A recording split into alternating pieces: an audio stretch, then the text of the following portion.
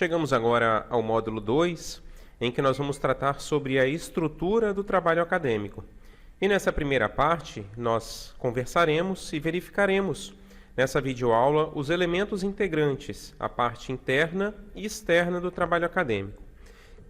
As diretrizes apresentadas nessa aula foram retiradas da norma 14.724, publicada a versão mais recente, no ano de 2011. Sigamos, então, sempre trazendo aqueles elementos que consideramos muito importantes de serem observados na norma. Como vamos tratar aqui nessa videoaula de uma norma específica, é importante, então, recuperar esses conceitos. Aqui, então, a gente localiza o primeiro elemento, a numeração da norma, lembrando que a norma é identificada por meio de caracteres alfanuméricos, então NBR 14724 ou 14724. A terceira edição é a edição mais recente, que passou por atualização, publicada em 2011. Depois, o título da norma é uma norma que trata sobre trabalhos acadêmicos, a apresentação dos trabalhos acadêmicos, e o objetivo, o escopo da norma é especificar os princípios gerais para a elaboração de trabalhos acadêmicos. Inseridos nessa categoria estão as teses, dissertações, trabalhos de conclusão no curso, que são trabalhos, em geral, apresentados a uma instituição composta por banca de professores especialistas com vistas à obtenção de um título. Bom, a NBR 14724, ela, então, organiza os elementos de um trabalho acadêmico a partir de duas perspectivas, a parte externa e a parte interna. A parte externa contém dois elementos, a capa, que é um elemento obrigatório do trabalho acadêmico quando encadernado, e a lombada, que é um elemento opcional. A parte externa contempla os elementos pré-textuais, elementos textuais e elementos pós-textuais. Então, vamos verificar algumas orientações e dados que devem estar contidos na parte externa relativo à capa. Bom, primeira coisa é o nome da instituição, é um item opcional.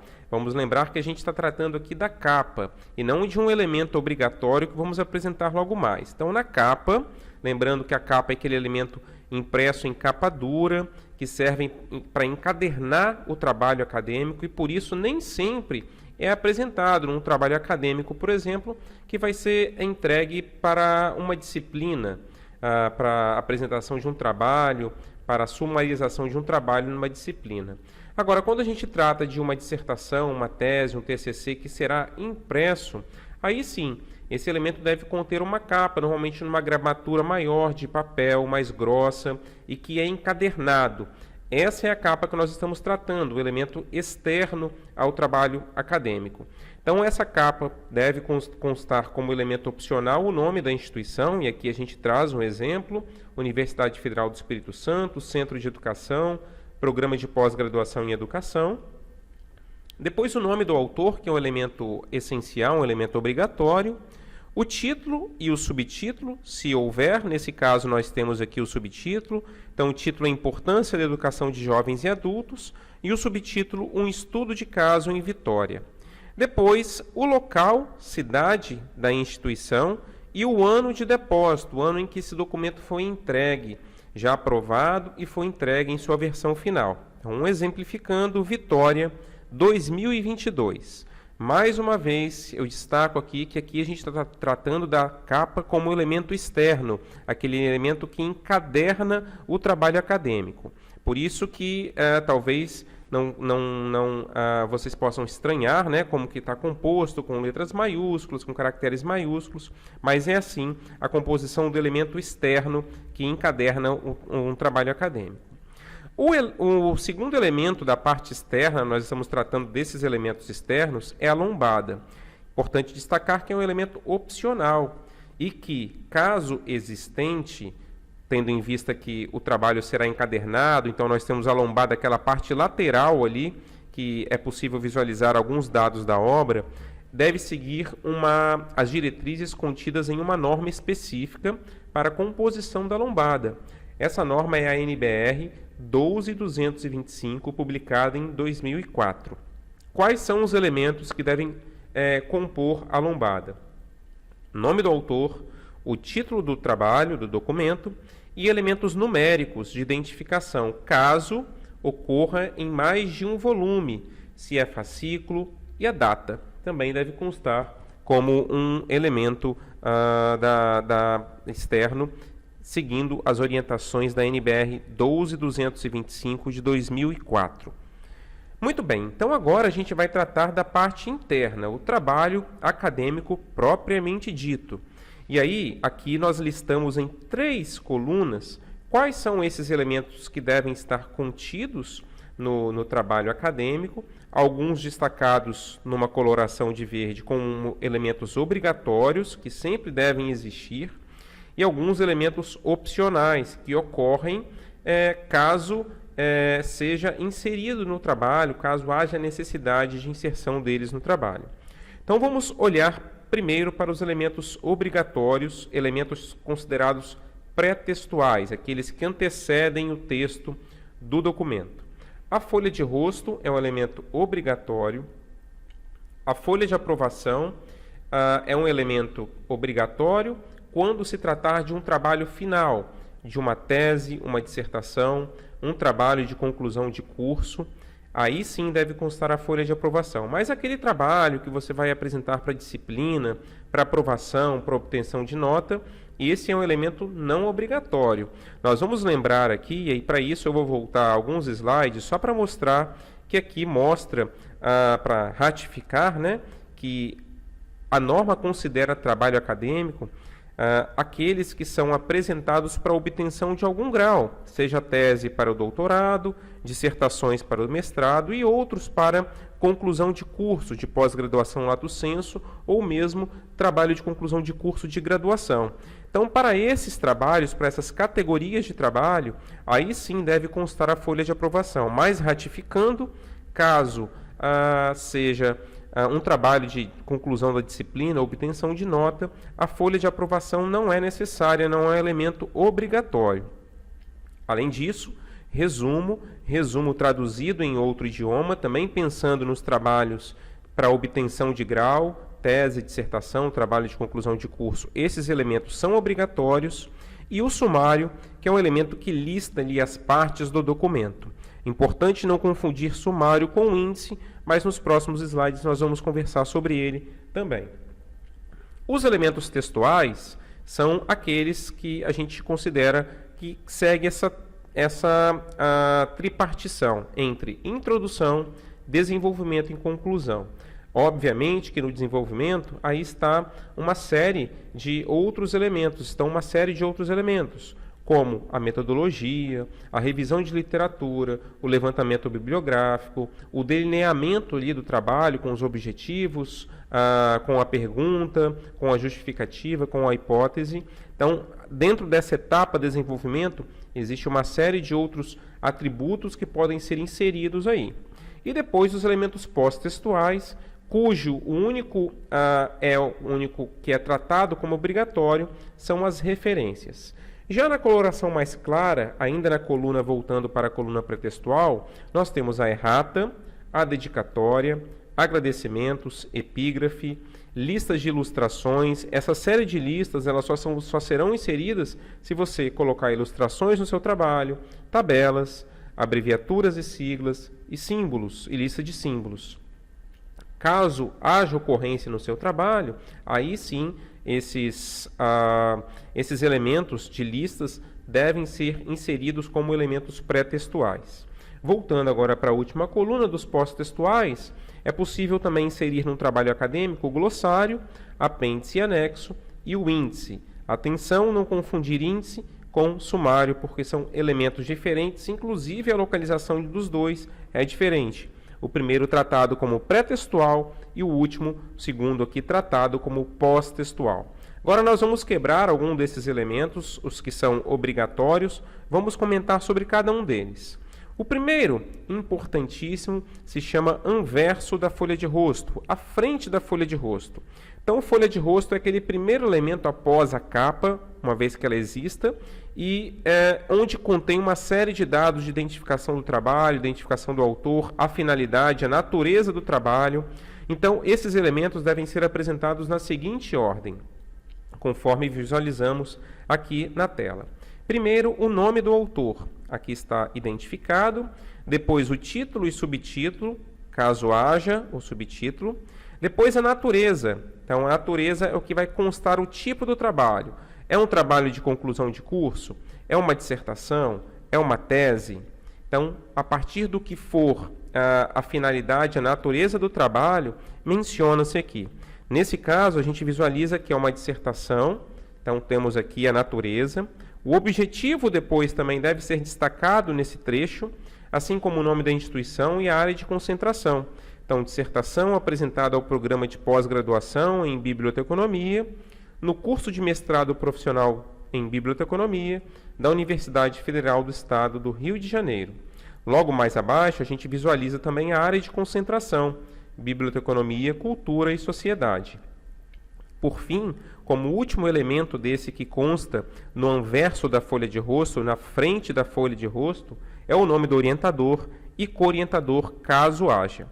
Depois, o último elemento inserido já no rodapé do anverso da folha de rosto é o local em que esse trabalho foi apresentado e o ano de depósito. Então, nós temos aqui Rio de Janeiro e foi depositado, esse trabalho foi entregue já em sua versão final no ano de 2019. Já no anverso, ou seja, a parte de trás desse elemento aqui, folha de rosto, em se tratando de um trabalho acadêmico, vamos sempre lembrar aqui que trabalho acadêmico nós estamos considerando o trabalho final para a obtenção de um grau, seja da graduação, bacharelado, seja o grau de mestre ou grau de doutor, dissertação ou tese, deve constar como elemento obrigatório os dados de catalogação na publicação, também conhecido como ficha catalográfica. Então, esse elemento aqui ele reúne os dados visando a catalogação. Então, são dados de autoria, título, extensão do trabalho, algumas pistas para identificação do assunto, coisas desse tipo. E eles são elaborados, e esse elemento aqui é elaborado de acordo com o código de catalogação vigente. No momento, o código de catalogação é o ACR2. Mas como eu sei disso? Como eu posso obter orientação para a elaboração da ficha catalográfica da catalogação na publicação? No site da Biblioteca Central, há um espaço para geração automática da ficha catalográfica e outras informações podem ser obtidas também aqui na Biblioteca Central sobre a elaboração da ficha catalográfica, caso haja alguma dúvida muito específica relacionada a ela. Bom, seguindo então, mais uma vez considerando o trabalho acadêmico aqui como esse trabalho que é destinado à obtenção de um grau, é necessário então de mencionar a folha de aprovação, de inserir a folha de aprovação. Bom, ela é inserida então logo após a folha de rosto, sendo necessário os seguintes dados. Então, o nome do autor, escrito em letras maiúsculas, depois o título e subtítulo, se houver, a natureza, o tipo de trabalho, assim como lá na folha de rosto, o objetivo que se busca com esse trabalho, a obtenção do grau de mestre e a área de concentração. Em seguida, menciona-se aqui, insere-se a data de aprovação e o nome, titulação, assinatura daqueles que fizeram parte, da banca examinadora e as instituições às quais eles pertencem.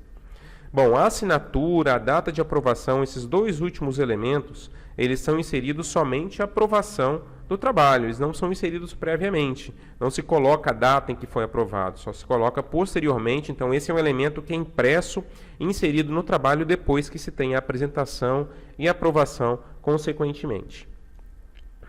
O resumo em língua vernácula, ou seja, no idioma, idioma local, na língua portuguesa, deve seguir algumas orientações, deve ser elaborado a partir das diretrizes contidas na norma ABNT NBR 6028, que é a norma destinada à elaboração de construção de resumo, resenha e recensão.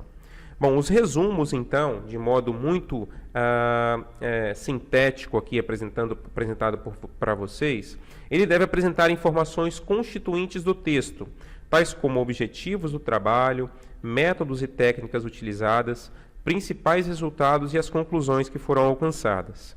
O resumo deve ser elaborado por frases concisas e em um bloco único, um único parágrafo, sem, no entanto, sem enumeração de tópicos. Convém que para trabalhos acadêmicos o resumo tenha aí esse intervalo entre 150 e 500 palavras. Na linha logo abaixo do resumo, listam-se as palavras representativas do conteúdo. Você vai representar ali, por meio da atribuição de alguns termos, de algumas palavras, do que trata o seu trabalho. Essa etapa é chamada de palavras-chave. Tais expressões são antecedidas, então, dessa nomenclatura, palavras-chave, são seguidas por 2 pontos e depois são inseridas ali os termos. Entre esses termos representativos do conteúdo do trabalho, deve-se inserir entre um termo e outro um ponto e vírgula. E, logo após que se conclui a atribuição dos termos, insere-se um ponto. Já o resumo na língua estrangeira é a tradução do resumo na língua vernácula, com seu título e palavra-chave em língua estrangeira, sendo então a palavra aí abstract para referir-se a resumo, e keywords para se referir à palavra-chave. As regras para redação são as mesmas aplicadas, empregadas na construção do resumo em língua vernácula. Passamos então ao sumário, um elemento importantíssimo porque ele permite uma consulta prévia, uma visualização prévia do que é tratado no documento como um todo. O sumário é a enumeração das divisões, seções e outras partes de um documento na mesma ordem e grafia em que a matéria nele sucede, da forma como é apresentado nele. Então, na mesma ordem que consta no corpo do texto, você vai representar identificando cada um dos títulos e as seções às quais pertencem. Como, então, quais são os elementos que devem compor essa etapa que nós chamamos de sumário, esse elemento? Independente do idioma, precisa ser centralizado e com o mesmo tipo de fonte utilizada para as seções primárias. Veremos logo mais, nos próximos slides, qual é a classificação das fontes para as seções primárias, secundárias, terciárias e assim vai. Mas um destaque que deve ser centralizado, independente se o sumário está em português, inglês ou espanhol, deve ser sempre centralizado. Depois, os indicativos numéricos das seções que compõem os sumários sempre devem ser alinhados à esquerda, conforme nós visualizamos aqui, alinhado à esquerda. Depois, títulos e subtítulos, se houver, sucedem, ou seja, vêm logo após o indicativo das seções, sendo separados por um espaço e sem pontuação. Então, atenção que logo após aqui a indicação numérica, vocês devem observar que, independente se é uma seção primária, secundária, terciária, insere-se então um espaço e não se insere pontuação após o último caractere numérico. A paginação, obrigatoriamente, é apresentada na margem esquerda, no canto esquerdo da mancha gráfica em que se insere os dados do trabalho. E aí, uma observação muito importante é que a forma gráfica dos títulos das seções e subseções necessariamente é apresentada de maneira semelhante àquela utilizada no texto, conforme nós vimos aqui na definição do que vem a ser sumário, na mesma ordem e grafia em que a matéria nela sucede. Isso quer dizer, então, que se no corpo do texto a indicação indicadores de desempenho está escrito com caracteres todos em letras maiúsculas, todos caracteres maiúsculos, também assim deve constar no sumário. Então vamos entender então como que se dá a atribuição da numeração progressiva às seções.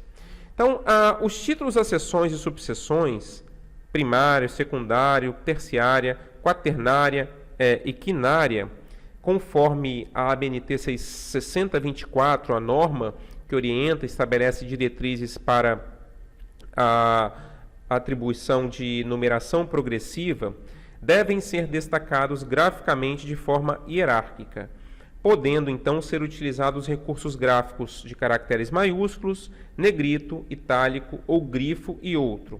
De modo usual, essa hierarquização das seções e subseções tem sido feita da seguinte maneira. Então, as seções primárias são aquelas que devem ser formatadas com letras maiúsculas e destacado em negrito. Por exemplo, referencial teórico, introdução, desenvolvimento, conclusão, todas são seções primárias, são aquelas seções maiores, que dentro delas podem ter subdivisões. Depois, a seção secundária são aquelas que devem ser formatadas com letras maiúsculas, são derivativas da seção primária e sem destaque em negrito, conforme nós visualizamos aqui, 2.1, bibliotecas universitárias, letra maiúscula e sem destaque em negrito. Já a seção terciária deve ser elaborada com letras minúsculas e em negrito. Então, derivação. Vamos imaginar aqui que são todas derivadas desse grande tópico da seção primária, referencial teórico. Então, o que diz a NBR, a seção terciária, letras minúsculas em negrito, aqui está então 2.1.1, espaço, repositórios digitais com letras minúsculas em negrito. Em havendo seções quaternária e quinária, as letras são minúsculas, sem negrito, podendo-se utilizar o itálico ou sublinhar para destacá-las. Então, um ou outro. Então, seção quaternária, 1, 2, 3, 4, divisão, né? Podendo então ser em itálico ou sublinhado para destacar a seção quaternária. É assim, então, que se elabora e da mesma forma que deve ser representado no sumário. Da forma como consta no documento, é representado no sumário. Vamos seguir, então, para agora, finalizando os elementos obrigatórios considerados pré-textuais, nós vamos seguir, então, para a parte textual, o corpo do texto, né, o recheio do trabalho, a parte principal. Então, a estrutura básica de um texto científico, ela é composta da introdução. A introdução, então, apresenta com clareza e objetividade a temática do trabalho, com a finalidade de despertar o interesse do leitor. Então, ali são apresentadas as ideias iniciais do trabalho, tendo, então, por objetivo, assim, de forma a atrair a atenção do leitor para que ele continue analisando o seu trabalho, lendo o seu trabalho. Depois, a parte de desenvolvimento contempla sessões específicas como o referencial teórico e empírico, a metodologia, resultados, discussão dos resultados e alguns outros elementos, mas o desenvolvimento é dividido, a parte de desenvolvimento é dividido principalmente nesses tópicos. Depois, por fim, a conclusão, ela tem o objetivo de sintetizar as principais ideias e argumentos apresentados, retomando os objetivos lá do início do trabalho e articulando esses objetivos com os resultados, as respostas encontradas no trabalho. Bom, partimos então agora para os elementos pós-textuais. Os elementos pós-textuais, nós vimos que apenas um é obrigatório, que são as referências. As referências, então, são a lista dos documentos que foram citados no trabalho. Importantíssimo lembrar que só criamos referência nos trabalhos para aquelas obras que foram citadas. Então, se eu li um trabalho, mas não extraí dele nenhum trecho para inserir na minha pesquisa, no meu trabalho, não há necessidade de elaborar referência. Só se cria referência daquilo que foi citado em seu texto, em seu trabalho, em sua pesquisa. Muito bem. Aqui nós vimos, então, estamos visualizando, né, uma apresentação de referências e como que elas devem ser constituídas. Lembrando que o tópico referência, aqui, a identificação, não recebe indicativo numérico, assim como o sumário. Isso nós vamos ver na parte 2 dessa aula, né? E deve ser centralizado. Também conversaremos sobre isso.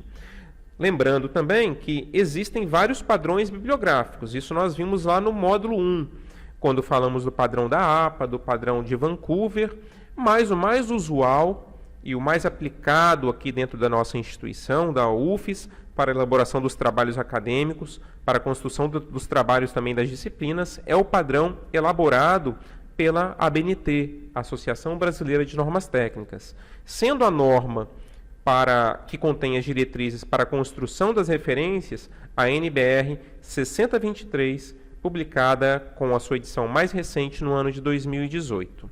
Mais uma vez, então, nós destacamos que o conteúdo aqui apresentado não substitui, não dispensa consulta aos originais, às normas da ABNT, porque a gente não consegue contemplar todos os detalhes numa videoaula, que é só alguns elementos mais importantes, mas de maior relevo, que são apresentados na videoaula. Aqui estão, então, as referências e bibliografias consultadas para a elaboração dessa videoaula, e fica aqui o meu agradecimento, esperando reencontrá-lo na parte 2 dessa aula. Um abraço e até breve.